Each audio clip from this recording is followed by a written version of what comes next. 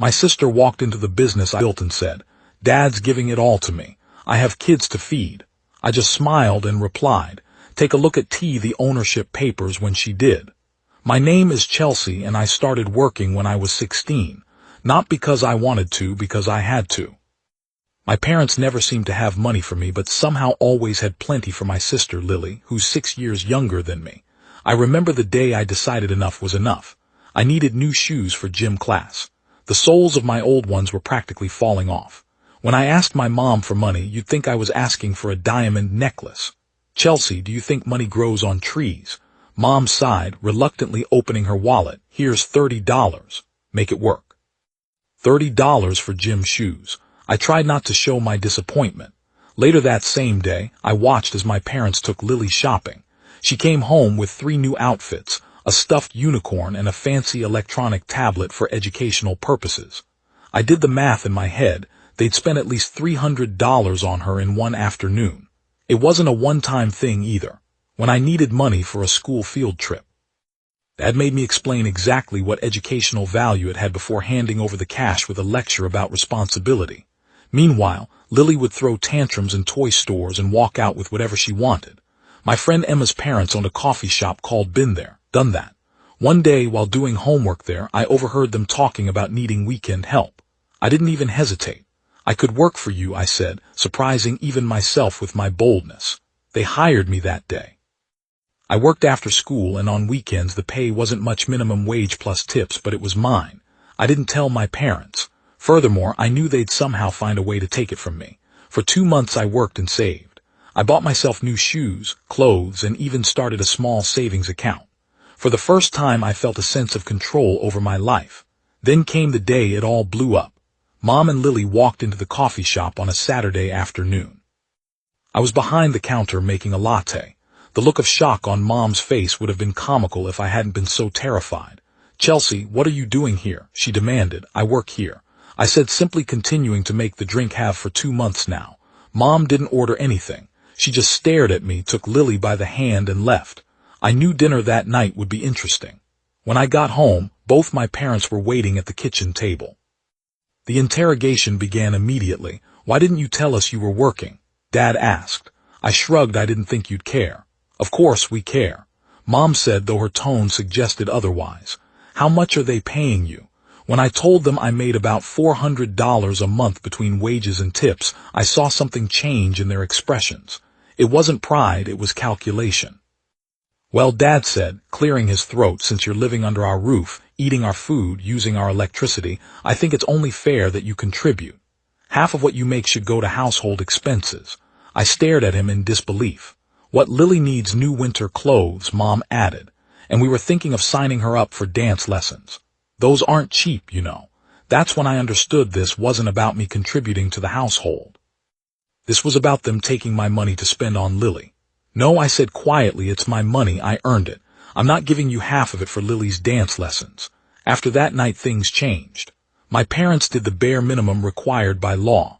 They fed me, bought me the cheapest clothes possible when I absolutely needed them, and kept a roof over my head. Otherwise, I barely existed to them. When I had a choir performance at school, they didn't show up. When I won an essay contest, they didn't congratulate me. It was like I'd been demoted from daughter to house guest, and not a welcome one. Thankfully, I had my grandmother. Eleanor, Dad's mom, was nothing like him. She started coming to my school events, cheering louder than anyone else's parents. She'd take me shopping occasionally and listen to my problems over ice cream sundaes. By senior year, I was working nearly full-time hours on weekends and after school. I'd saved almost all my money applying for every scholarship I could find. I knew college was my ticket out. On graduation day, my parents showed up for exactly 5 minutes. They took a couple photos. Then Dad checked his watch. "We promised to take Lily to the movies. She's been so patient sitting through this." They left before my name was called, but Grandma Eleanor stayed.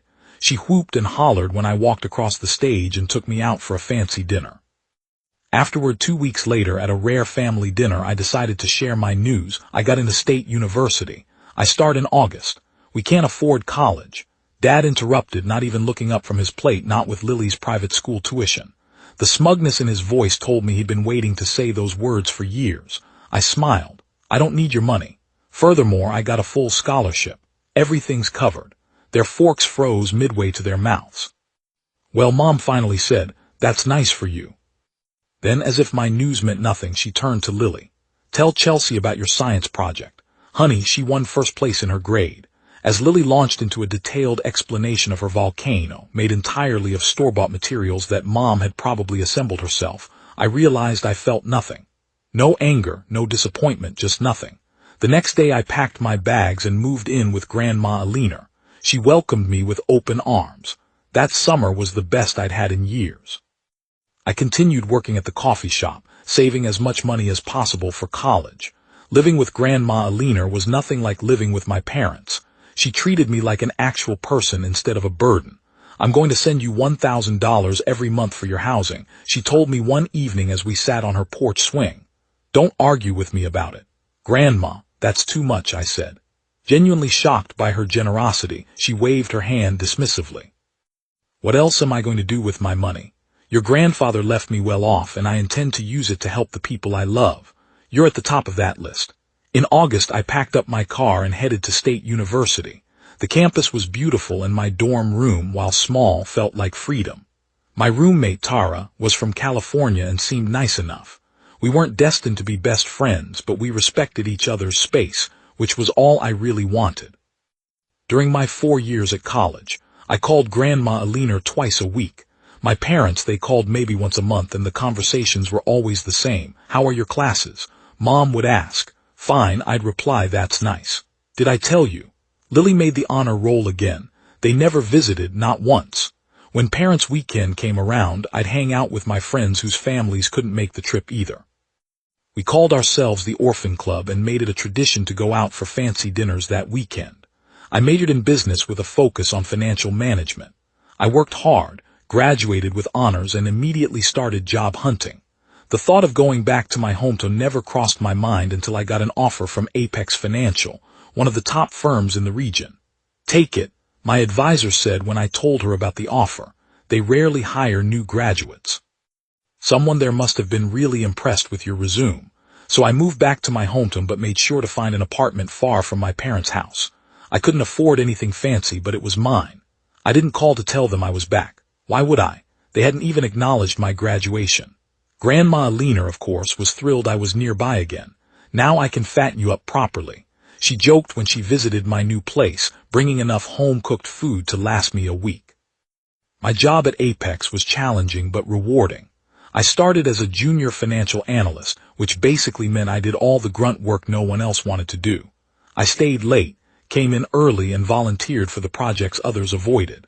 After 2 years of non-stop work, I got my first promotion to senior analyst. With it came a nice salary bump, my own office, and more responsibilities. Instead of slowing down, I worked even harder. Mr. Thompson, the department head, called me into his office one day. Chelsea, I'm putting you in charge of the Richardson account. My heart nearly stopped. Richardson Enterprises was one of our biggest clients, known for being particularly demanding. Are you sure? I asked. Absolutely. You've earned this chance, don't mess it up. He smiled, but I knew he was serious. For the next 3 months, I lived and breathed the Richardson account.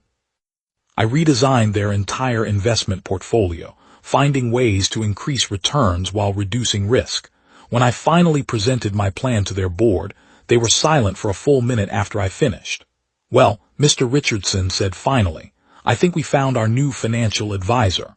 Not only did we keep their business, but they increased their investment with us by 30%. Mr. Thompson was ecstatic. He called a company meeting to recognize my achievement, gave me a substantial bonus, and increased my salary again. That night I called Grandma Alina to share the good news. I knew you could do it, she said proudly. Now please tell me you're going to take a vacation. You deserve it. Actually, I am. I told her, and I've got something for you too. The next day I visited her with 2 envelopes. One contained a beautiful diamond bracelet. I bought her as a thank you gift. The other held 2 tickets for a luxury Alaskan cruise, you and me. I explained as she opened the second envelope in shock. Next month, all expenses paid. For the first time in my life, I saw my grandmother speechless. Our cruise was incredible. Glaciers, whales, northern lights, we saw it all. I posted photos on social media, something I rarely did, partly to remember the trip and partly, I admit, to show off a little. Look at me now. 3 days after we returned, my phone rang. It was a number I rarely saw on my caller ID these days, Mom. I answered, genuinely surprised. Chelsea, darling, her voice was syrupy sweet. It's been too long. In fact, we were hoping you'd come over for dinner this Sunday. Your father is grilling steaks. I should have said no. I knew there had to be a reason for this sudden interest in my existence after years of near silence, but curiosity got the better of me. Sure, I said. What time? 6 in Chelsea. We're so proud of you, honey. We always knew you'd do well. The lies were so blatant I didn't even bother responding.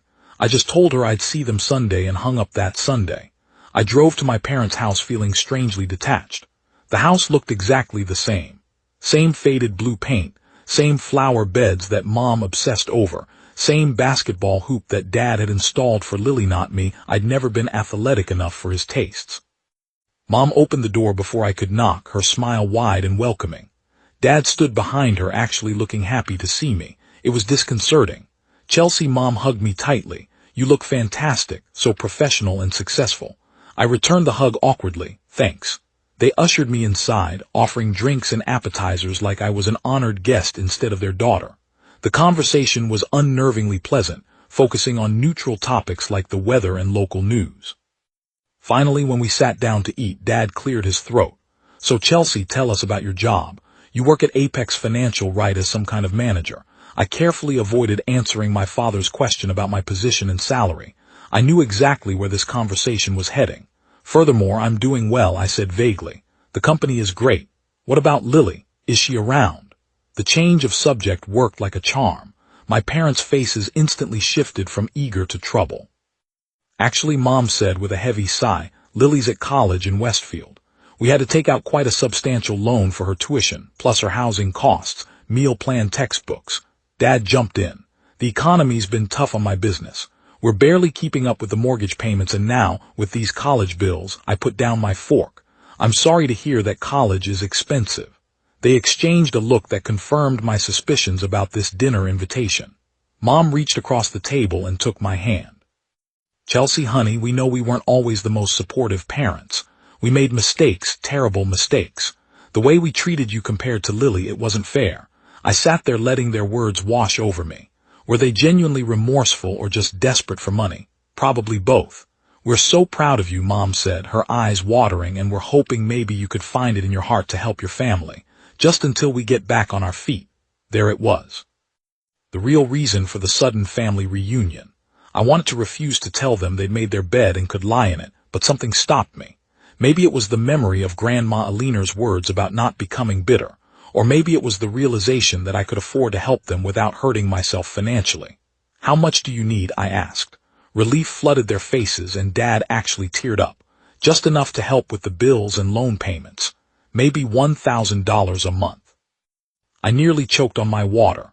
That was a significant sum, the same amount Grandma had given me for housing during college.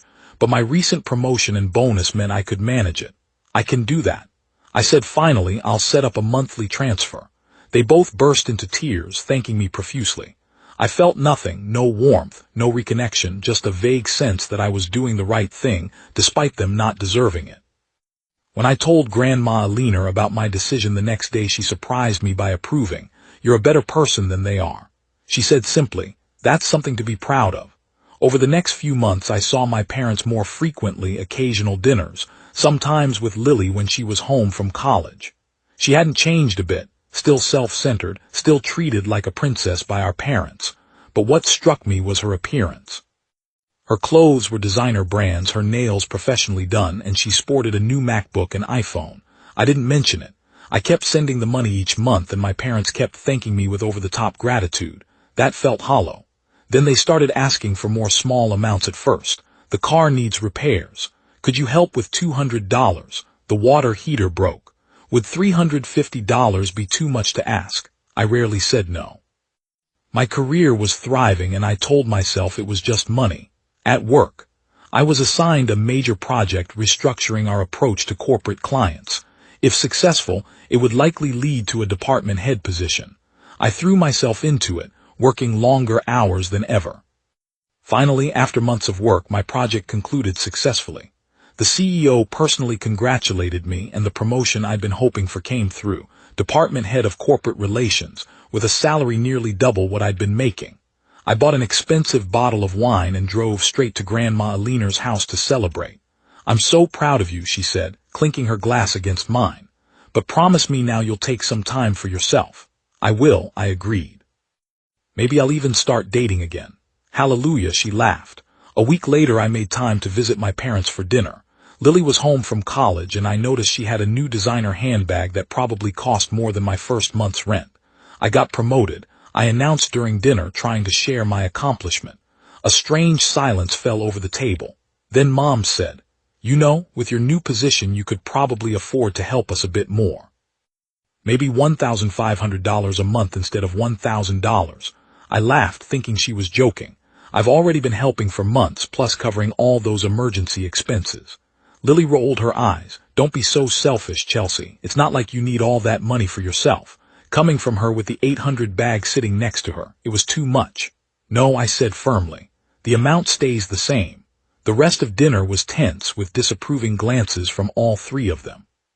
I left early, unsettled by how quickly their gratitude had morphed into entitlement. Months passed. Lily graduated from college, a fact I learned when Mom called to invite me to a celebration dinner. I arrived at their house expecting other guests, but it was just the four of us. Lily proudly announced she'd be celebrating her graduation with a luxury resort trip to Mexico. Mom cleared her throat. "We were hoping you might pay for Lily's trip as a graduation gift." I stared at them in disbelief. "Excuse me, it would mean so much to her," Dad added, "after all her hard work." Lily nodded eagerly. "It's only $14,000 for the package I want." I put down my fork. Lily hasn't earned a single dollar in her life. Why would I spend that kind of money on her vacation? "If you don't help your sister," Mom threatened, "don't consider yourself part of this family anymore." I looked at them, my entitled sister, my manipulative mother, my weak father, and felt nothing but release. "Fine by me," I said calmly, "and by the way, I'm stopping the monthly transfers too. You can figure out your own finances from now on." As I walked to my car, I heard them calling after me, but I didn't look back. When I got home, I immediately canceled the automatic transfer in my banking app. For weeks, they bombarded me with calls and texts. I blocked their numbers. Emails came next, alternating between guilt trips and apologies. I filtered them to trash. A month after cutting ties with my parents and Lily, I received an invitation to Grandma Alina's 75th birthday party. She was hosting a big celebration at her house, inviting family members and friends from all over. I knew my parents would likely attend. She was still Dad's mother after all, but I figured we could avoid each other in a crowd. The day of the party arrived, and I dressed carefully in a blue dress. Grandma had always said, brought out my eyes. I brought her a hand-painted teapot I'd commissioned from a local artist, knowing her love for unique tea sets. When I arrived, the house was already filled with people.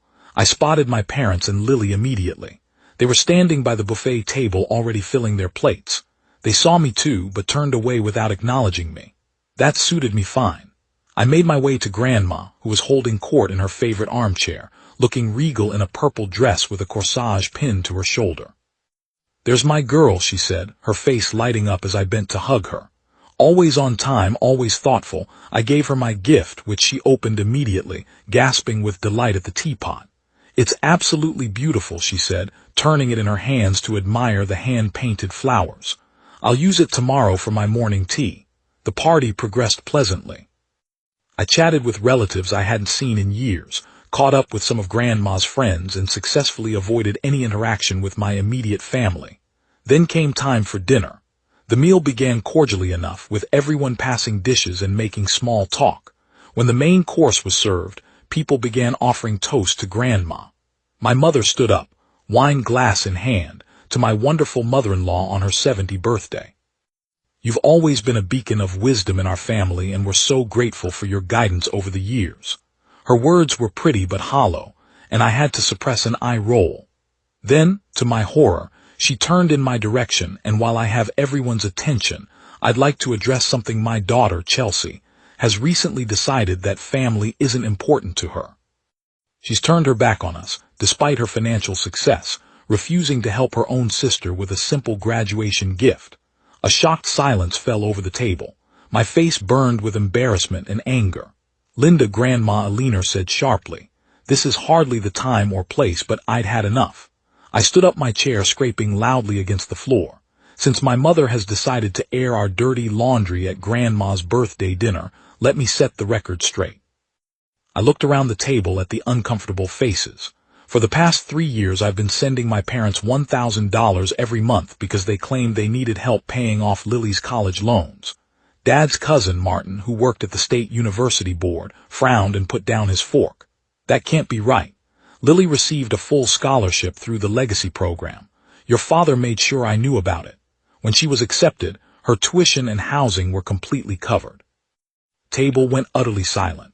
All eyes turned to my parents, whose faces had drained of color. I felt like I'd been punched in the stomach all this time they'd been lying to me. I suddenly understood why Lily always had designer clothes and expensive accessories. While supposedly struggling through college on our parents' limited budget, they weren't using my money for her tuition. They were using it to spoil her, just like they always had.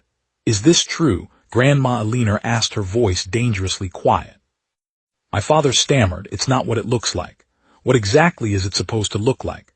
I found my voice shocked, turning quickly to rage. You took $36,000 from me under false pretenses. You made me believe I was helping with education costs when you were just funding Lily's lavish lifestyle. My mother tried to recover. We needed that money for other things, the house bills. Grandma Alina slowly stood up, her small frame suddenly imposing Robert. Linda, I think you should leave, Mom, please. Dad began. No, her voice was firm. You lied to your daughter. You took advantage of her success and generosity. Furthermore, you are no son of mine right now. She turned to Lily, who was staring down at her plate, and did you know about Lily's silence was answer enough. All of you out of my house. Grandma continued. And Robert, you should know that I will be revisiting my will. I have no intention of leaving anything to people who would behave this way. My parents and Lily left quickly. My mother in tears, my father red-faced with shame. The party dispersed soon after, guests making awkward excuses to leave early.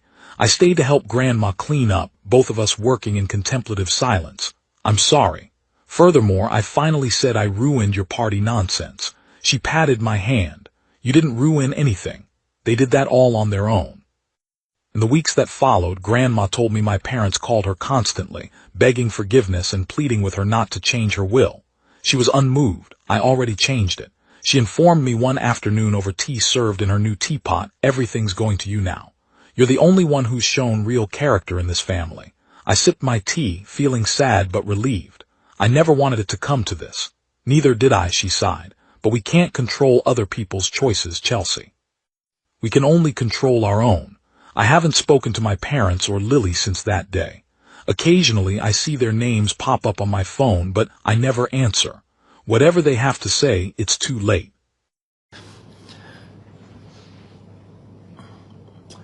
Good morning， 早安，妈妈们。借我你那个麦试一下。